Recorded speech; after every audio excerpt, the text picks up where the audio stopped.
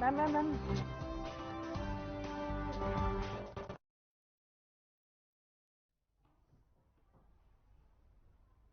इस वक्त की बड़ी खबर आपको बता दें, 28 वर्षीय युवक का शव मिला है। बाईपास पुलिया के पास शव मिला है। छेगांव माखन लोकेशन बताई जा रही है। 28 वर्षीय युवक का शव छेगांव माखन में 28 वर्षीय युवक का शव मिला है। बाईपास पुलिया के पास शव मिला है। टीवी स्क्रीन पर देख सकते हैं इस वक्त की बड़ी खबर। परिजनों ने हत्या की आशंका जताई है। इस वक्त की बड़ी खबर, वरिष्ठ नेताओं परिजन जो है वो हत्या की आशंका जता रहे हैं। छेगांव माखन में 28 वर्षीय युवक का शव मिला है। मृतक की मोटरसाइकिल भी मौके से बरामद हुई है। 28 वर्षीय युवक का शव छेगांव माखन में मिला है। परिजन हत्या की आशंका जता रहे हैं। 28 साल युवक की उम्र बताई जा रही है। बाईपास पुलिया के पास से शव मिला है और मोटरसाइकिल जो है वो मौके से बरामद हुई है। इस वक्त की बड़ी खबर, छेगांव माखन में 28 वर्षीय युवक का शव मिला है। बाईपास पुलिया के पास शव मिला है। मृतक की मोटरसाइकिल मौके से बरामद की गई है और परिजन जो है वो हत्या की आशंका जता रहे हैं। इस वक्त की बड़ी खबर छेगांव माखन से।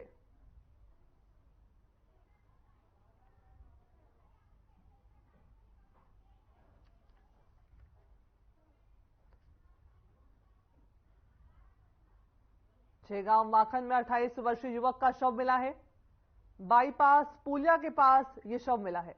मृतक की जो मोटरसाइकिल है वो मौके से बरामद की गई है और इस मामले में जो मृतक के परिजन हैं वो हत्या की आशंका जता रहे हैं।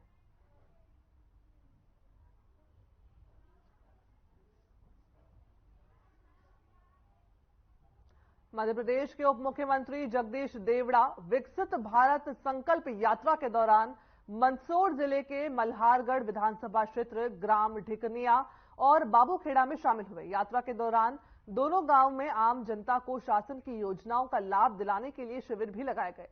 शिविर में स्कूल के नन्ही नन्ही बालिकाओं की तरफ से सांस्कृतिक कार्यक्रम भी प्रस्तुत किए गए। शिविर के दौरान उप मुख्यमंत्री जगदीश देवड़ा ने गरीब और पात्र व्यक्ति को शासन की योजनाओं का लाभ दिलाना तीर्थ यात्रा करवाने के समान बताया है। हर कमजोर व्यक्ति का ध्यान सरकार रखती है। उनका ये कहना है कि हर कमजोर व्यक्ति का ध्यान सरकार रखती है, उसकी हर संभव सरकार मदद कर रही है। वहीं कार्यक्रम के अंत में हितग्राहियों को उप मुख्यमंत्री देवड़ा ने प्रमाण पत्र भी प्रदान किए। इस कार्यक्रम के दौरान भारत को विकसित राज्य बनाने की शपथ भी दिलाई गई है।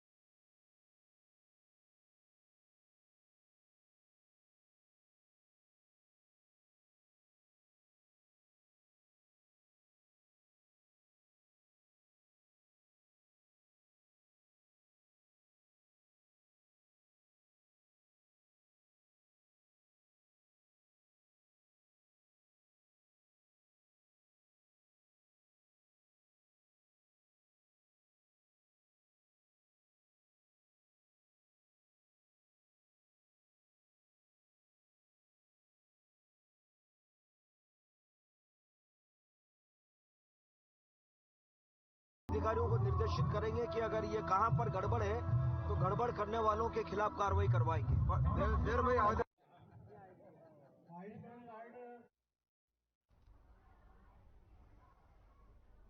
वहीं भिंड में बदमाशों के हौसले बुलंद होते हुए नजर आ रहे हैं। बदमाशों ने राह चलते युवक पर फायरिंग कर दी है। गोली का छर्रा लगने से युवक और दुकानदार गंभीर रूप से घायल हो गए। आपको बता दें कि युवक रिश्तेदार के यहां पर जन्मदिन के कार्यक्रम में शामिल होने के लिए जा रहे थे, तभी पास ही में खड़े नरेश नाम के दुकानदार की भी गोली का छर्रा आकर लग गया। दोनों घायलों को इलाज के लिए अस्पताल में भर्ती करवाया गया है। फिलहाल पुलिस इस मामले की जांच में जुट गई है।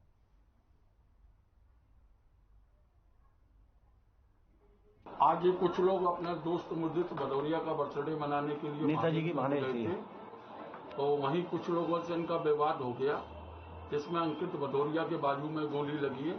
एक नरेश नामक व्यक्ति को सीने में भी घाव है, जिसको डॉक्टर के लिए भेज दिया गया। प्राथमिकी अभी दर्ज नहीं की गई, इसमें जांच की जा रही है। इसमें एक अश्विनी भदौरिया का नाम आ रहा है, जिसकी तलाश के लिए पुलिस बल रवाना कर दिया। कोई वजह का अभी तक उत्तर पता नहीं, वजह का ना परिजनों ने कुछ बताया है, ना घायल के द्वारा इस बारे में कोई सूचना दी गई है, ना पुलिस को अवगत कराया गया है। बारीकी से जांच कर तथ्यों को सामने लाया जाए। अभी फिलहाल पुलिस के द्वारा क्या कार्रवाई की? पुलिस द्वारा दबिश दी जा रही, जो संदिग्ध बताया गया है उसके घर पर दबिश दी गई है। एक टीम मौके पर रवाना है, एक टीम अस्पताल के लिए रवाना है। एक बच्चे का लापता।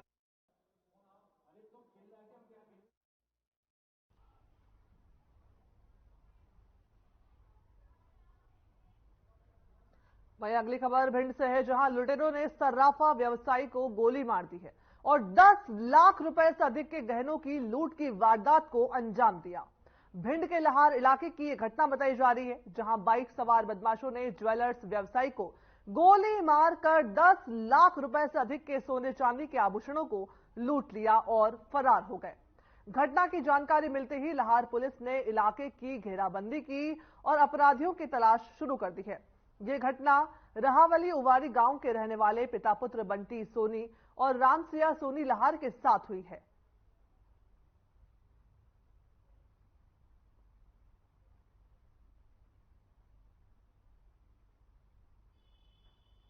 घटना हुई है हमारी लगभग मान के चलिए 5:10 पे, और हम जा रहे थे रावली रोड पे लार से कड़ा की दुकान।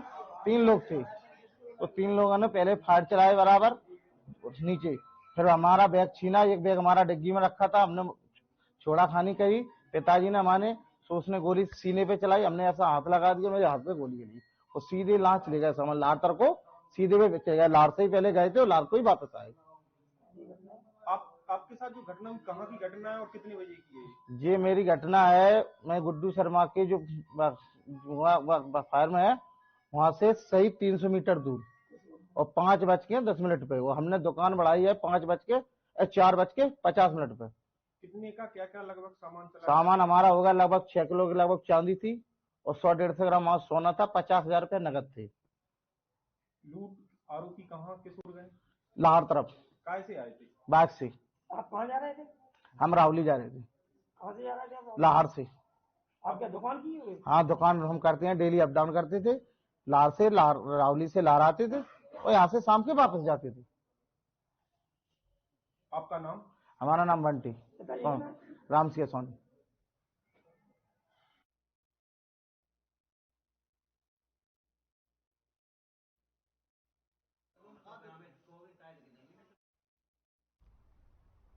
मामला भिंड जिले के नया गांव थाना क्षेत्र के सगरा एवं मुरांड तिराहे का है, जहां पर 6 से अधिक बदमाशों ने ताबड़तोड़ फायरिंग कर दहशत फैला दी है। फरियादी ने बताया कि 2 दिन पहले जब आरोपी ने माचिस मांगी तो माचिस देने से उसकी बेटी ने मना कर दिया था, जिस पर 2 से 3 राउंड फायरिंग की गई, जिसकी सूचना फरियादी ने नया गांव थाना पहुंचकर जब पुलिस को दी तो गुस्साए आरोपियों ने अपने अन्य सहयोगियों के साथ मिलकर दूसरे दिन फिर आकर ताबड़तोड़ फायरिंग कर दी। थाना प्रभारी वैभव तोमर ने कहा कि पुलिस ने 2 आरोपियों को गिरफ्तार कर लिया है, शेष फरार आरोपियों की तलाश भी की जा रही है।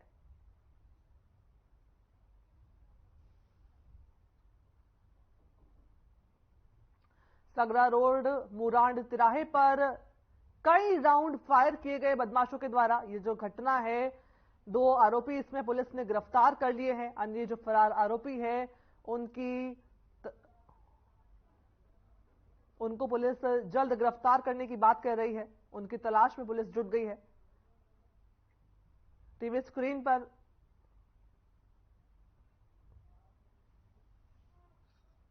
ऐसे जो यहाँ से आए, आने से जो है मैंने गाड़ियां मोड़ी और उन्होंने वहाँ फार कर दिए, फार शुरू कर दिए चलाना।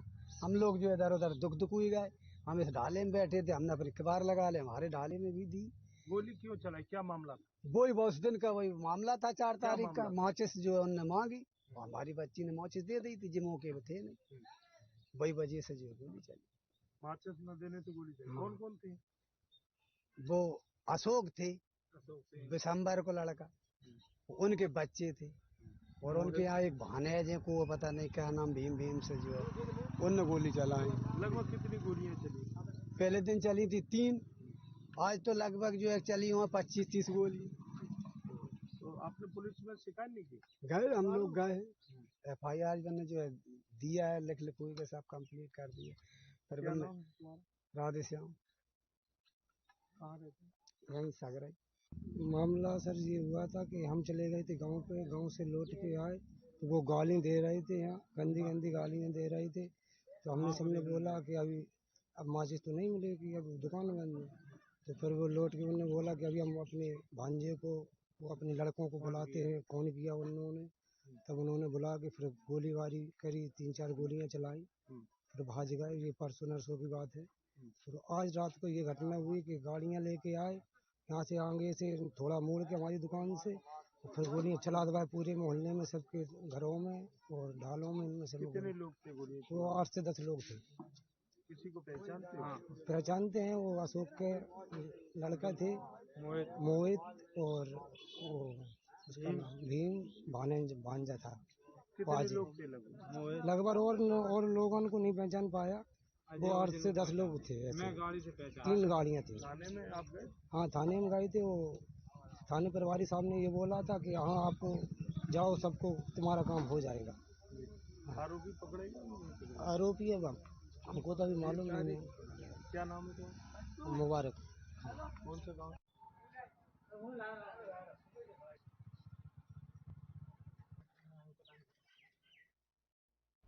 शहडोल से अगली खबर आपको बता रहे हैं, जहां रेत माफियाओं के इन दिनों हौसले बुलंद होते जा रहे हैं। ताजा मामला शहडोल जिले के खैरहा और सिंहपुर थाना क्षेत्र में सामने आया है, जहां अवैध रेत के खिलाफ कार्रवाई के दौरान पुलिस कस्टडी से अवैध रेत की गाड़ी लेकर आरोपी भाग रहे थे। पुलिस पकड़ने गई थी। 2 थानों की पुलिस पर रेत माफिया के लोगों ने हमला कर दिया। हमले में खैरहा थाना प्रभारी सहित सिंहपुर थाना क्षेत्र के 2 पुलिसकर्मी को चोट आई है। इस मामले के खिलाफ पुलिस ने कई धाराओं में मुकदमा दर्ज किया है। 2 आरोपी पुष्पेंद्र सहित एक अन्य को पुलिस ने गिरफ्तार कर लिया है।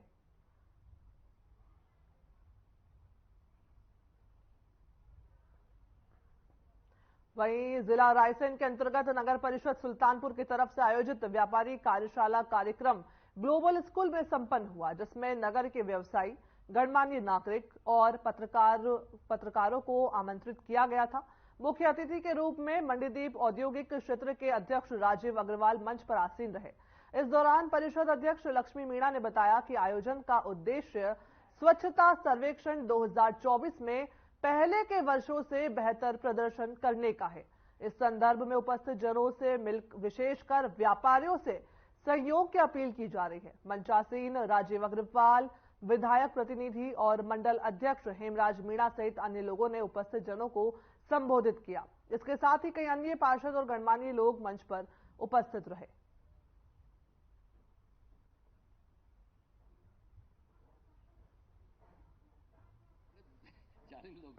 आदरणीय लक्ष्मी मीणा जी हमारे आग्रह पर अपने व्यस्तम समय में से निकाल के आए आदरणीय राजीव अग्रवाल जी, एक बार जोरदार ताली बजा के अग्रवाल जी का स्वागत कीजिए। और मंचासीन जिनके कामों को आगे बढ़ाने का हम प्रयास कर रहे हैं, हमको दायित्व मिला है, 5 साल का 1.5 साल निकल चुका है।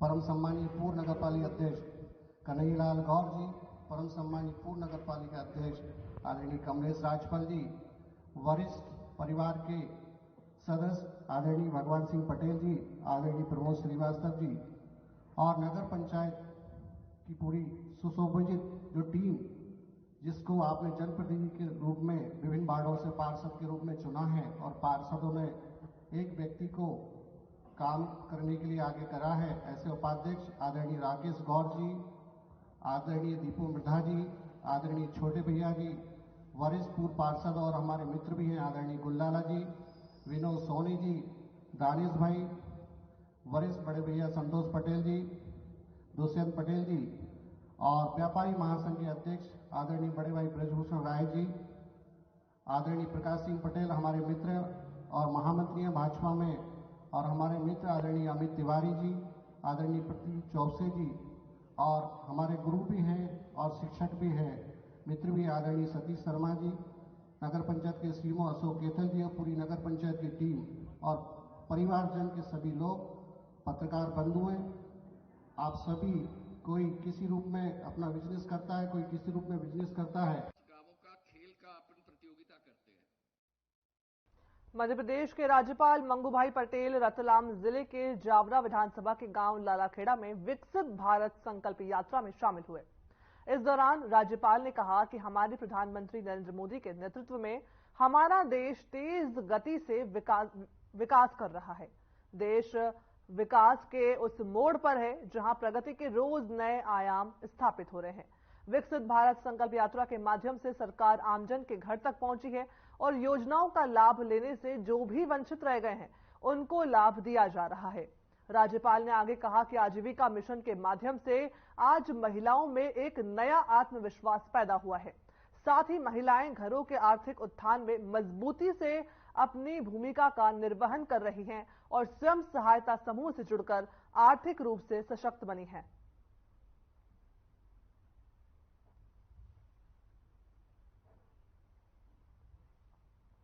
श्री रामचंद्र यहाँ सब बोल गए ना, मोदी का आभार, मोदी का जय हिंद। ऐसे गरीब लोगों की दुआ जो मिलती है, मैं समझता हूँ मोदी जी के जीवन में बहुत आगे बढ़ने की, ऐसे गरीबों की दुआ जो है वो काम आते हैं और सारी दुनिया में जहां जाते हैं। और आप सर्वे भी देखो, हर बार मोदी आगे आगे रहते हैं। क्यों? कि उनके जीवन में जो तय किया है कि हमको गरीब को, किसान को, महिलाओं को, युवाओं को मददरूप होना है, वो काम करते जा रहे हैं। हम सब इतने जिंदगी जिए, कैसे कभी ऐसी विकसित यात्रा हमने देखी कि हमने बताया ना, मंत्री जी ने, पहले हमको कोई भी योजना का लाभ लेना था तो कई बार तो अर्जी करना पड़ता था, कहां जाना, यहां जाना, वहां जाना, कहां जाना मालूम नहीं था। अर्जी दे जाओ, मालूम नहीं पड़ता, 3-4 महीने के बाद मालूम पड़ता है कि तुम्हारी अर्जी रिजेक्ट हुई है, कि तुमको मिलेगा। आज तो सारी सरकार आपके घर आ गई, आपके ग्राम पंचायत में आ गई। ये कैसा जमाना मोदी जी ने लाया। अधिकारियों सीधे अपने पास आ गए, बार बार वहां जाना पड़ता था, उल्टा हो गया। ये है लोकतंत्र, लोकतंत्र की ताकत।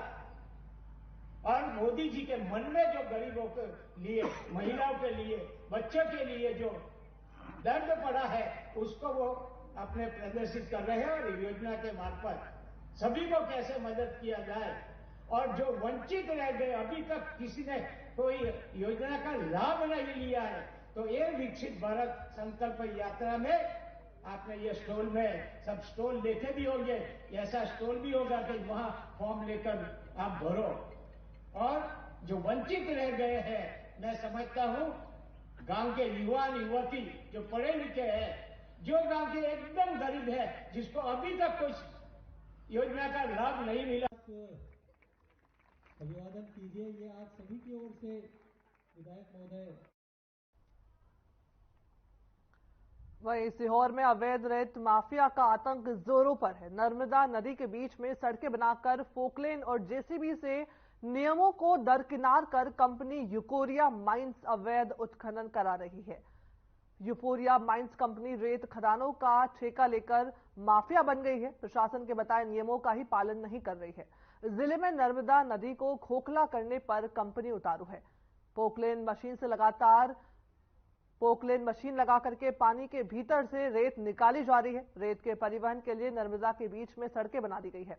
गांव जहाजपुरा, अंबा, बड़गांव में दिन रात पोकलेन मशीन जेसीबी लगा करके नर्मदा को खोखला करने का कार्य किया जा रहा है, लेकिन नेता और अधिकारी ही माफियाओं की गोद में बैठ गए हैं, जिससे माफिया खुलेआम मां नर्मदा को खोखला करने पर उतारू है।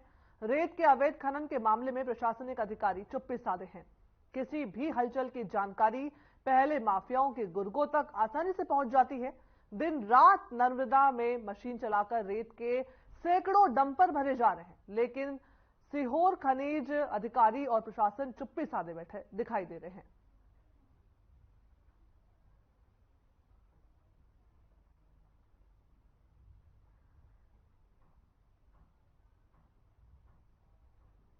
वहीं ओजस्वी वक्ता साध्वी ऋतंभरा उज्जैन दौरे पर पहुंची। यहां उन्होंने बाबा महाकाल के दर्शन करके पूजा अर्चना की, साथ ही बाबा महाकाल का अभिषेक भी किया। यहां विराट संत सम्मेलन में शामिल होने के लिए साध्वी पहुंची थी। इस दौरान उन्होंने गर्भगृह में जाकर बाबा महाकाल का पंचामृत से अभिषेक किया।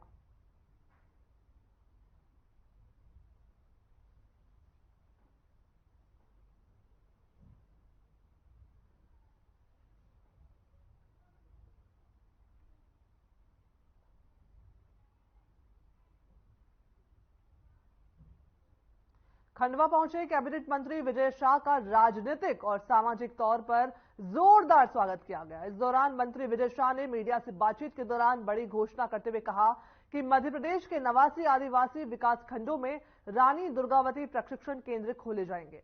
इन प्रशिक्षण केंद्रों में आदिवासी युवाओं को स्वरोजगार प्रशिक्षण दिए जाएंगे, ताकि गरीब और आदिवासी के बच्चे भी पढ़ पाएं, आगे बढ़ पाएं।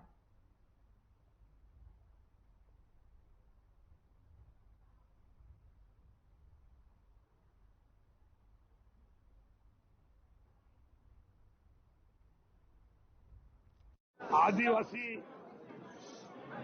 89 ब्लॉक है और आदिवासी 89 ब्लॉक की जवाबदारी विभाग के नाते मेरी ज्यादा है और हमारे आदिवासी बच्चे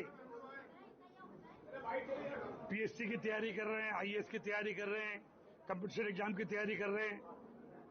हर माँ बाप सक्षम नहीं है इंदौर, भोपाल और खंडवा में लाकर के अपने बच्चों को पढ़ाएं, और इसलिए हमने कल निर्णय लिया है आने वाले समय में 89 ट्राइबल ब्लॉक में रानी दुर्गावती प्रशिक्षण सेंटर होगा, और जहां कंपटीशन एग्जाम की तैयारी पूरे मध्य प्रदेश के 89 ब्लॉकों में हम अच्छी से अच्छी सुविधा उपलब्ध करा करके हमारे आदिवासी बहनों और भाइयों को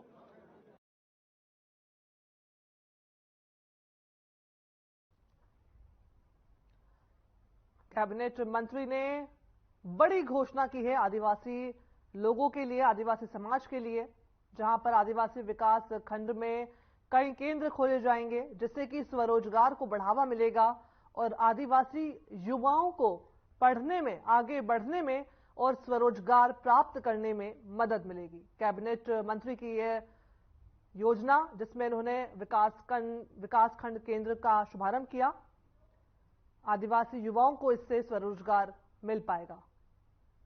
कैबिनेट मंत्री की यह बड़ी घोषणा आप देख सकते हैं। खंडवा पहुंचे थे कैबिनेट मंत्री।